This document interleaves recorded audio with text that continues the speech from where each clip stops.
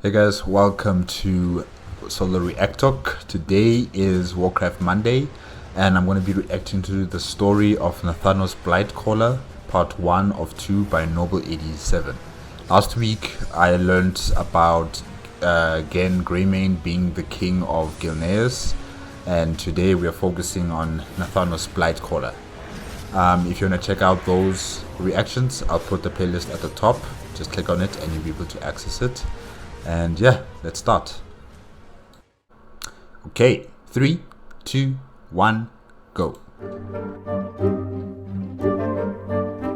Hello everyone. I personally remember Nathanos Blightcaller as a badass quest during Classic, but recently he has been quite elevated and giving a much larger role in the story. But what was the road that led him there? That is what we're going to find out. Make it quick. Nathanos was not always the undead as we see him today. In his lifetime, he was known as Nathanos Marris, the first and only human ranger lord in existence, trained by the High Elves themselves. There were quite a few that weren't too happy with a human amongst their ranks. Kilfa Sunstrider, Lord from Artheron, Haldoran Brightwing, all of them had spoken out against him, questioned if he should be allowed to be amongst them, but all of their complaints were ignored by Sylvanas Windrunner, the Ranger General of Silvermoon. To her, Nathanos was one of the most gifted rangers that she had ever had the pleasure of training, and like her sisters, Illyria and Verissa, she too fell affection for the human. But make no mistake, his appointment as Ranger Lord, it was truly based on skill. His accomplishments were unprecedented, a tactical genius, responsible for Alliance victories spanning a decade of conflict.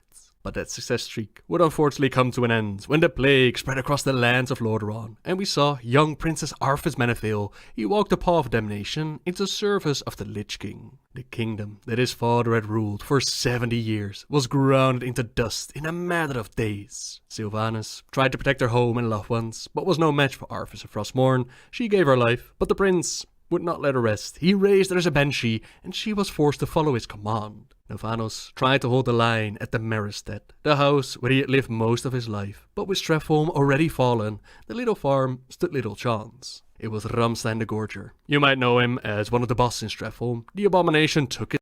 Why does he walk like that? That it's like he's just gliding, but he's not gliding. This is funny. Okay, what's his name again?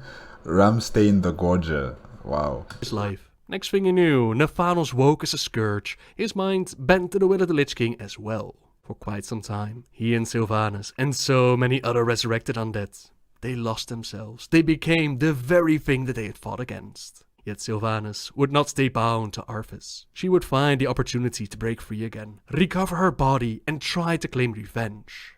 Yeah, I remember all of this from Warcraft 3 Reforged. I think this is from the original game, right? Warcraft 3. I can see it's a bit different in terms of the lighting as well. Maybe because it's evening in this game. But in Warcraft 3 Reforged, it looked like it was still daylight, and Sylvanas was trying to attack Arthas and Kalthazard in a trap. But that trap failed, and Sylvanas had to retreat. I think this is that part during the game, if I'm not mistaken. Sadly for her, those plans didn't work out that well. Arthas was saved by Kel'Thuzad and called to Northrend, where he would merge with the Lich King, leaving behind the kingdom that he had brought to ruin. Now liberated, Sylvanas made her plans of claiming the vengeance that she desired. Most like her, the fallen undead that were forsaken and able to free their minds, they found their way to the Banshee Queen, while others, they were called into her service. The world swam through a thick, smoky haze. There was no reason, no sense, only hatred. A hatred rooted deep in the corners of his mind, its tendrils twisting, vine-like through his fetid core. The man he had been was murdered, his blood now salt in the farmlands he had once called home. This creature might inhabit the dead man's body, but it possessed no will of its own. It didn't need one. It existed only to serve the Lich King. He turned back to the ground, where the half-consumed corpse of his latest victim lay. A warm rush of strength flowed into his body as he ripped a mouthful of flesh from her throat. He remembered the ecstasy that had gripped him as her screams grew quiet, the terror that froze in her dead eyes as he devoured her. Craving that sensation again, he tore off another bite. Had days or years passed since he'd been raised? It mattered not at all. Time was the burden of mortals, and the master's gift had freedom from it. A singular purpose now drove his every action, a compulsion to spread the plague of undeath through the fallen kingdom of Lordaeron, to ravage the very lands his human soul had loved, with a room for aught but malice. Okay, so those who became undead, they have no will of their own, but they still remember what their lives used to be before they became like this. But they really can't control their urges to devour living beings. Yeah, okay. Oof. In his heart, he would have laughed long and loud at the irony. He stopped feasting, and he waited. He waited because it was his master's will that he do so. A moment passed before he sensed it. The unholy magic that had reanimated his own lifeless body, it now caused hers to stir. He watched in rapturous wonder as the corpse that had been his victim arose as scourge, as driven to end life as he was. She looked at him, the fear gone from her undead eyes, replaced by smoldering rage. She might have been smiling, with her ruined jaw not dangling by scant strips of flesh. He might have smiled back, but for the shock of arrows that came crashing into her skull. The body of his new companion crumbled into a heap, headless and twitching. He spun to face their attackers. Three cloaked figures loomed before him. Some part of him recognized their weapons and knew how deadly a bow could be, but those memories were vague and fleeting. He didn't care about the useless notions still lingering in the dead man's mind. Hatred welled up, demanding to be unleashed. As he tensed to leap forward, the middle target barked out an order. In unison, the flanking pair took aim and sent a rain of heavy, blunted arrows thumping into his legs. He fell hard to the ground. Each time he tried to rise, more arrows pummeled him back down. Damnable creatures. He did not pause to reason why the cloaked figures hadn't ended him as they had the woman. He only longed to sink his teeth into the bits of flesh exposed between the pieces of the dark armor. When they rose as scourge beside him, their bows would be unnecessary. Hatred would become their weapon, as it had become his. He sniffed the air to stoke his hunger, but the scent confused him. His foes were neither humans nor elves. They weren't living at all. They were as dead as he was. Why would such creatures stop him from fulfilling the master's will? The fear and frustration of a beaten animal. It gripped him as shot after shot kept him on his knees. Nathanos. A female voice called out his name.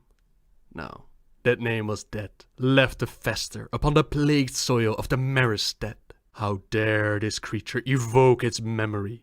Rage roiled in his gut, hot and thrashing. He would kill the interloper, feed upon her flesh, sate his hunger for death. But something in the cloaked woman's voice held him fast. His name had become a command, and with that single word, she reached down into the fury that had taken the place of his soul and caught him tight in her grip. No, the hatred, the master's will. If these three would not serve, they would be destroyed. Nathanos. She called again, this time in the wailing voice his master's banshees used in battle. The intensity of it startled him. Had she been sent here by the Lich King's command? Nathanos.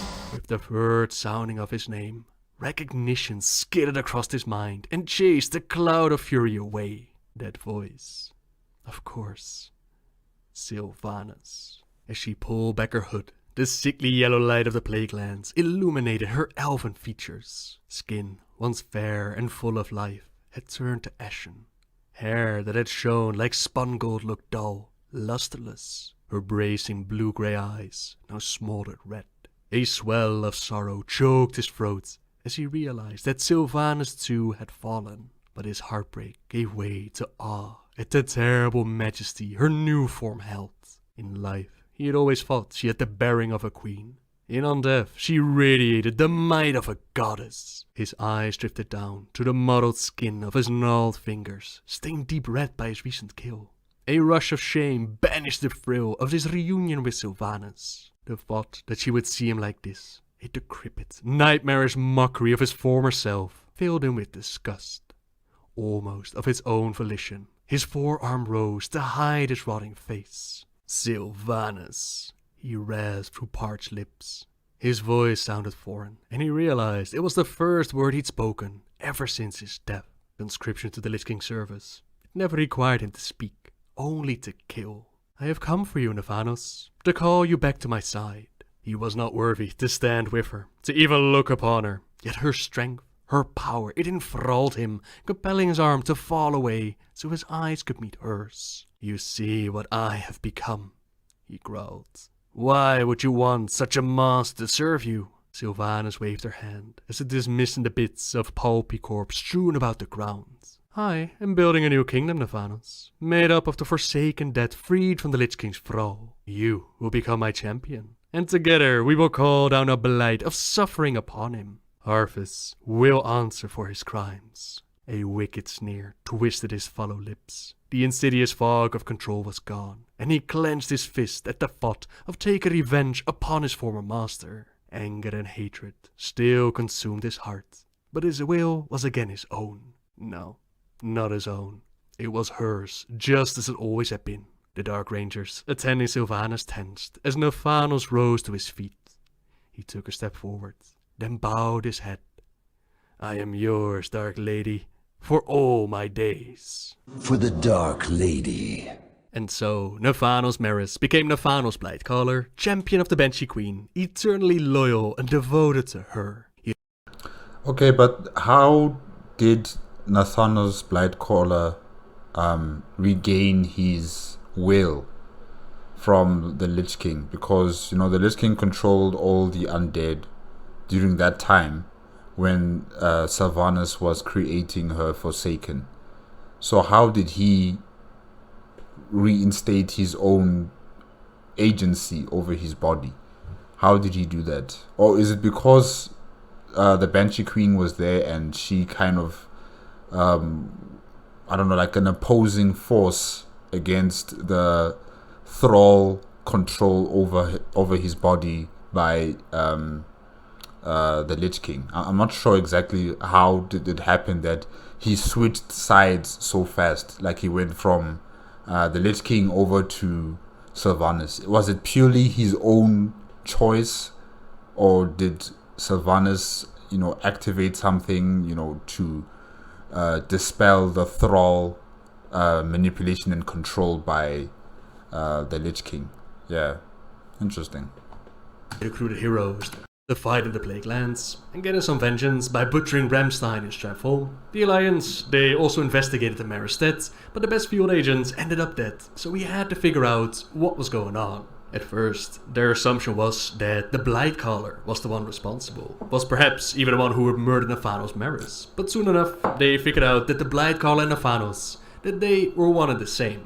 Order must be restored. Massive raid parties, they grouped up in the Plague Lands, and they took on their former ally, now turned on that. But the Blightcaller, he was clever, and he played possum, that his enemies believed it to be gone for good. Nothing could be further from the truth though. And now, within the Undercity, he would train new generations of rangers to bolster the Forsaken troops. Now being on that meant that their former lives were over, yet not all the strings to that life were cut. Nathanos had collected relics from the Battle of Darrowshire and hidden them away at his home. He also had heroes collect the Quel'Thalas registry, which contained an entry from Sylvanas herself about admitting him amongst their ranks. The effects of Arthas and the Scourge, it led to the High Elves becoming the Blood Elves, but not all of them agreed with the new way of life.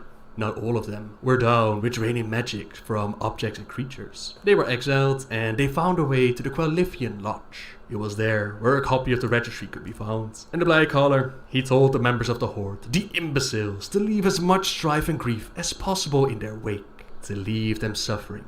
And suffer they did. We come in the name of the champion of the Banshee Queen, they said when they arrived. You have something that belongs to him. They took it by force and slaughtered any of the rangers in the lodge that they could find. A tale that Lord Marfaron, he only found out much later, and he was shocked to hear about it. Despite being the one to exile them, he never wanted them dead. He just couldn't leave the kingdom divided, and he wondered if Sylvanas knew about this attack, and if she did, does she still care? No, she does not care. She does not care.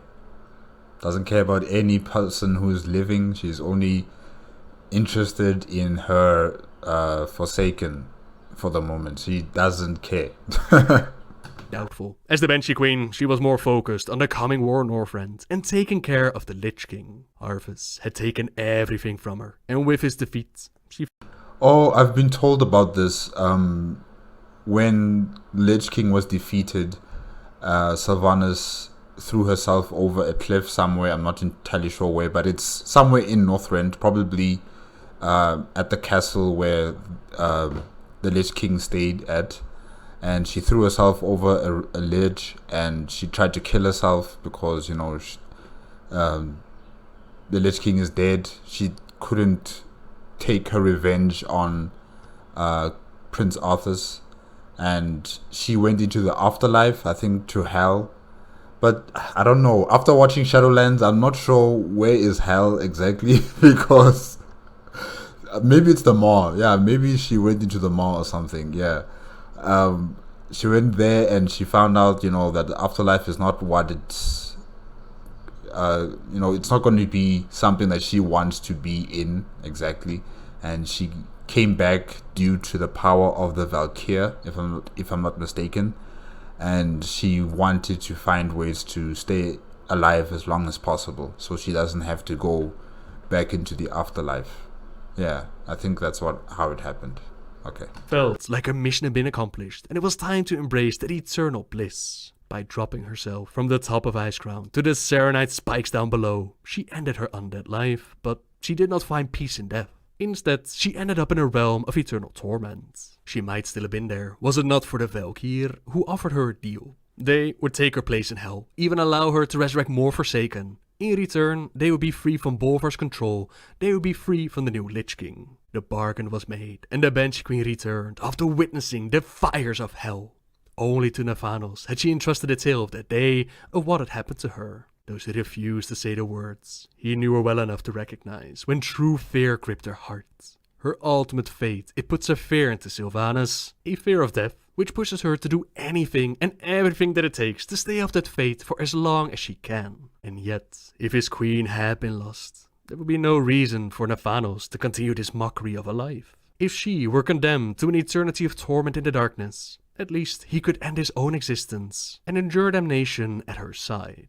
But his queen had other plans in mind. She wanted to keep on going for as long as they could, and with the coming of the Legion, she needed her champion to be strong. The power of the Valkyr, it will preserve her body for ages to come. But his once human form, like those of her other Forsaken, it will not enjoy such longevity. He could already tell that the strength in his hand had waned.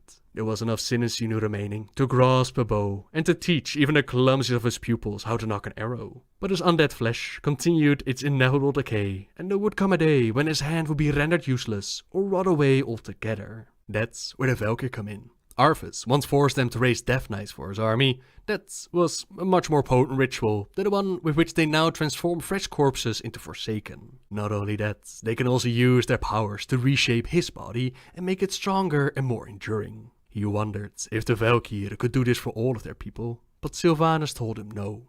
Without the Lich King's energies feeding them, she believes that it requires a portion of their own essence to succeed. She turned towards him. But it is my desire, so it will be done. He stepped closer to the Banshee Queen, and he watched her expression.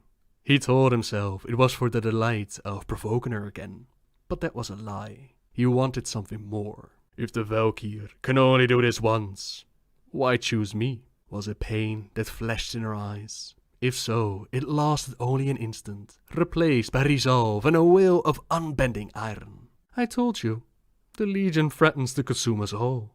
I require my champion at my side. It was doubtless petty, dissatisfaction that he sought, but something raised within him whenever she addressed him by the title. Then tell this creature to hurry up, Nathanos snarled. I have rangers to train. Now this ritual, it required fuel to work. Fuel in the form of his cousin, who had known them both in life, and he had managed to survive the Scourge. Captured by the Forsaken, he was strapped down and used to empower their champion. Nathanos' world exploded in a cacophony of fire and pain. So very much pain, but the results were definitely worth it. He swung his legs off the side of the stone ritual table. A slight gasp escaped his lips as he stood, steadying himself on limbs that didn't quite feel his own. Okay, so then the cousin, what about him? child unwrapping a gift, he yanked the glove from his left hand and stared in awe as he flexed his fingers. There was no protruding bone, no dangling flesh or torn muscle. Not a living hand, but it was whole and it was strong. A hand worthy of the Queen's champion, Nathanos decided. He reached up and he touched his cheek. Instead of the desiccated paper-thin skin that hung loosely from his skull, he found plumper flesh. His fingertips explored a jaw. That skeleton behind Nathanos, is that the cousin? Oh, this is terrible, man. This is just terrible.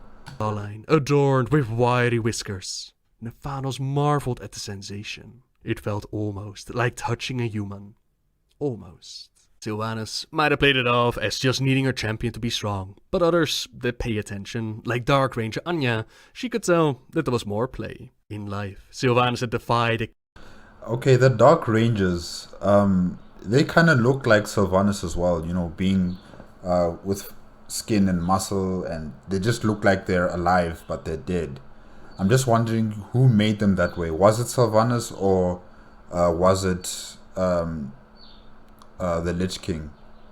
You know, when the Lich King made Sylvanas into the Banshee Queen, did he also make the Dark Rangers into something similar to what Sylvanas looks like? Because when the Dark Rangers with Sylvanas met Nathanos, he was already looking like he was undead. He was a zombie with skin coming off and bone and everything else like that. But Sylvanas and the Dark Rangers, in particular, the Dark Rangers, they looked like they just died yesterday or something. You know, their bodies still looked healthy and fresh and with muscle and skin and everything. So I'm just wondering, when did they become that way, or were they always that way by the Lich King? And yeah, it's just interesting because I've never really heard of these people, the Dark Rangers. If they are like an important organization within the Forsaken, then I have never heard of them. Because in Warcraft 3 Reforged, I only saw Sylvanas with her demon lord ally. I'm not sure what was his name again, but she was walking around with the demon lord. But I've never heard of the Dark Rangers. This is the first time, actually. Okay. Kingdom to name him Ranger Lords. In death, she had scouted the Plague Lands to reclaim him from the Scourge. And today, she had drawn upon her most precious resource to restore his strength. Think upon these things, Blightcaller, and tell me how someone so cunning can be blind to the simplest of truths. Nathanos glared at her, his jaw clenched tight. Within moments, the bemusement retreated from her face. Foolish Ranger. The Queen did not entertain such trifling notions, nor did he. Whatever emotions his mortal heart might have held, now had only room for rage and contempt. He was Nathanos Blightcaller, the champion of the Banshee Queen. He almost smiled as he thought of the chaos that he would unleash upon her foes. That was what he told himself, and perhaps before the ritual, that was definitely a truth. In the past, he had lingered at his farm on orders from his queen, luring her enemies to the slaughter. He had taken special delight in tormenting the High Elf Rangers of the northern foothills, the very Farstriders he had once served alongside and commanded. Their haughty outrage bled away as they died, or twisted into a garish grimace upon those raised into undeath. And through all of it, no matter how noble the hero, or how close a friend his victim might have been, Nathanos felt neither pity nor remorse. He felt nothing. He had done his duty, one to which he was well suited. His victories had earned the Dark Lady's favor. There was nothing else he could ever conceive of wanting. Yet now, after the ritual, they walked to the armory to get him a new outfit befitting of his station, and there, the glinting of lamplight on polished metal, it drew his eye to a cluttered armor rack. He moved a few pieces aside to reveal a finely wrought breastplate that was clean and well maintained. His thoughts drifted back to the ritual, to his cousin, to the empty altar next to his, to a choice. For the briefest of moments, he felt the touch of something foreign, unsettling, a sensation absent since the day that he had died, a weakness of mortality that had imperceptibly stalked him and had at long last found his throat. Nathanos felt regret. But with the Legion at the doorstep, The story takes us to the Broken Shore, where the champion of the Banshee Queen does everything in his power to make her wishes and commands come true. There was little time for regrets. However, that part of the story we're going to save for next week. So for now, thank you very much for watching, everyone. As always, subscribe if you like my videos, leave a like if you enjoyed this one, and until next time, see ya! Hey guys, I guess that's it for the story of Nathanos Blightcaller, part 1 of 2 by Nobbel87.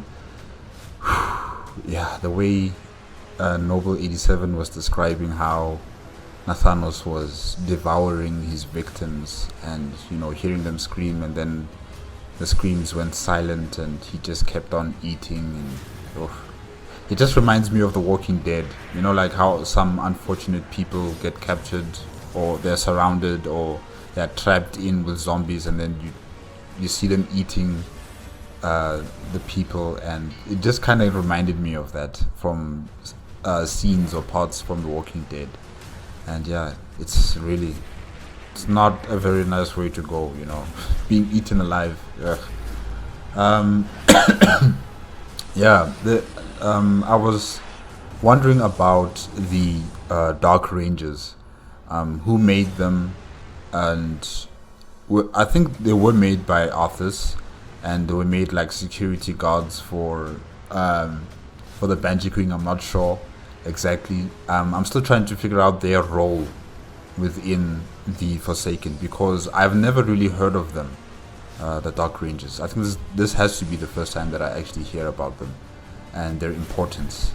And they look similar to Sylvanas in them being, you know, they are dead, yes, but they don't look dead. They don't look like they're shambling skeletons with skin falling off and muscle, you know, coming off and everything like that. They don't look like Nathanos. They look more like Sylvanas. So I'm just wondering, did the Lich King use the Valkyr to give them that kind of full body vitality, just like how Nathanos was done by the Valkyr by the help of Sylvanas? So I'm not sure when these Dark Rangers joined Sylvanas, because I remember in Warcraft 3 Reforged, Sylvanas and a demon lord called, I just searched him up here again, Varimathras. Yeah, Varimathras. They were together after they captured Lordaeron. So I'm just wondering what happened to that demon lord. Where is he? Because now I'm seeing new characters as the Dark Rangers take her, you know, sides defending her. So I'm just wondering what happened to this demon and where is he in this storyline. But yeah, it's okay. Yeah, Nathanos Blightcaller part 2 of 2 by Nobbel87 will be next. It will be shown somewhere here. Just click on it and you'll be able to watch it. Okay.